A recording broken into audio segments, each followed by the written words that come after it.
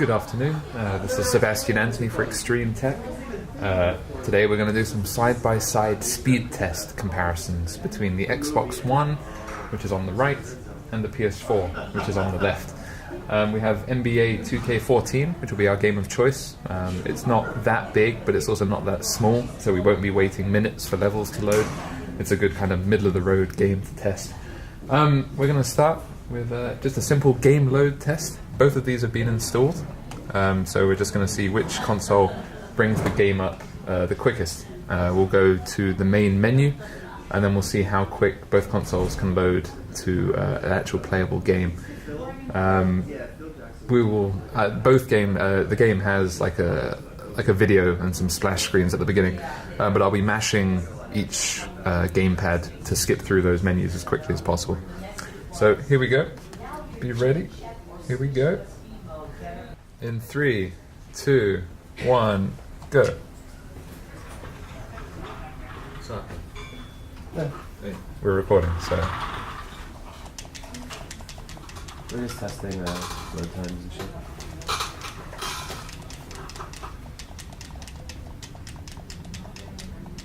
It didn't happen this time. Yeah.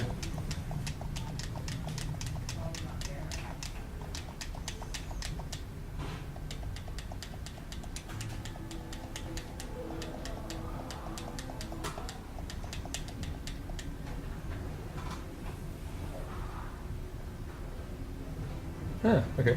So as you can see, the Xbox One by a few seconds. Yeah. Yeah. About 4 or 5 seconds, I guess. 9 seconds. Okay. Cool. And and now we're going to test the time it takes each console to load a quick game in NBA 2K14. I'll press X or A on the controllers, and the loading will start. Again, the Xbox is on the right, and the PS4 is on the left. Here we go. In 3, 2, 1, go.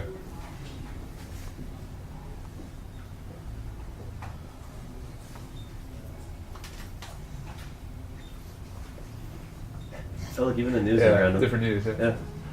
I wonder if it chooses it depending on what teams you're into or whatever. Yeah. The Xbox is loading faster. Is it?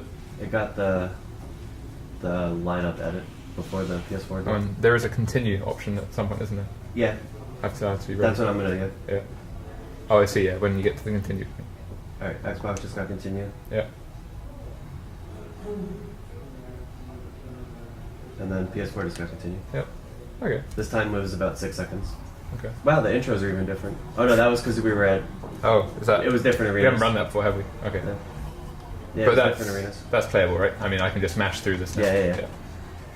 Just for fun, here's some side-by-side footage. The TVs are both 60-inch Panasonic plasmas. The one on the left, I believe, is slightly better than the one on the right. Though it is. But it's marginal. You can see on the left, LeBron, 5-second violation. Jeez. But yeah, maybe you guys at home can see some difference in the video quality. From this distance, I really struggle to see a difference. I mean, we think maybe the PS4 is a bit prettier, but it's really hard to say. Hey, we're in the Barclays Center.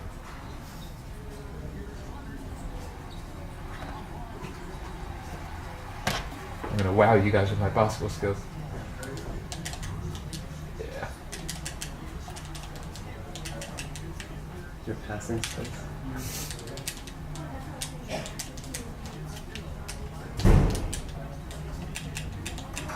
How do I shoot? R stick up. Or X. Or square. And enough of that side-by-side comparison. And now we're going to do an all-important test. Which console boots up faster from a cold reboot? Or if you're turning on a console for the first time, this is a good example of how long it takes for a console to get to playable. We're going to turn them both on from the controllers, because that's what people would do. And here we go.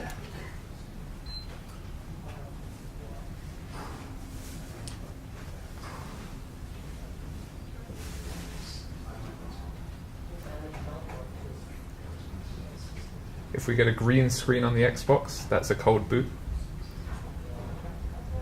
if it was just a soft boot or like a standby hibernate.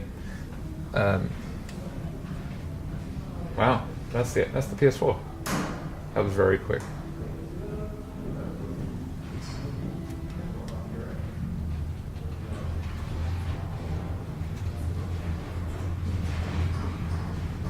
The Xbox One, as you can see, takes a bit longer. We've been theorizing about this. We think that, like Windows 8, the Xbox One prefers to be in hibernate rather than a cold reboot, cold start. While the PS4 is simply a smaller operating system. Famously, the Xbox runs 3 different operating systems. A hypervisor, and then like a Windows 8-like operating system. There you go, that's done. So that was, much slower for the Xbox. I think we should try it again though, just to, let's turn them off.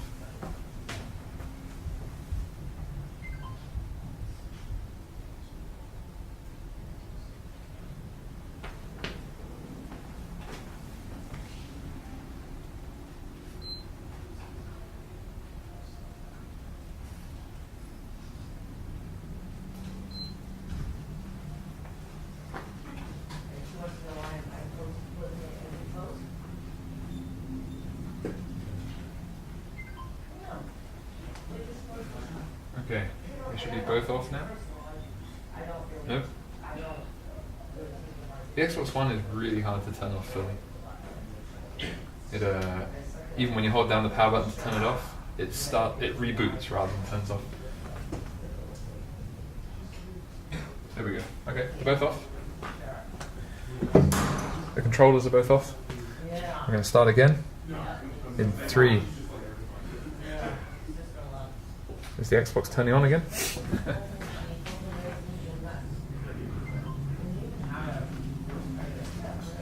The PS4, on the other hand, stays off like a good little console.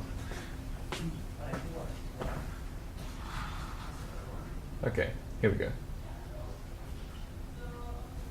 Let's check. Okay, it's definitely off. Here we go. A cold boot test in 3, 2, 1.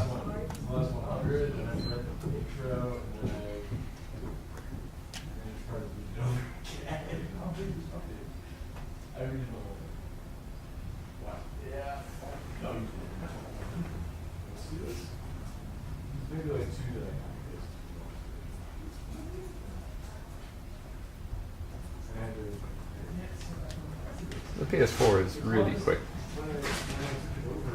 Look at that, playable in under 30 seconds or so. The Xbox One takes a lot longer. We think this is because, like Windows 8, the Xbox One, rather than turning off, it hibernates. And so you'll see in the next test we'll do a warm reset. When you turn off the Xbox One, it's not easy to turn off the Xbox One properly. Normally if you select turn off the Xbox One from the main menu, it actually puts it in standby. It doesn't turn it off fully. So we'll show you that test in a second. I think we can, and we can just see, we can carry on. But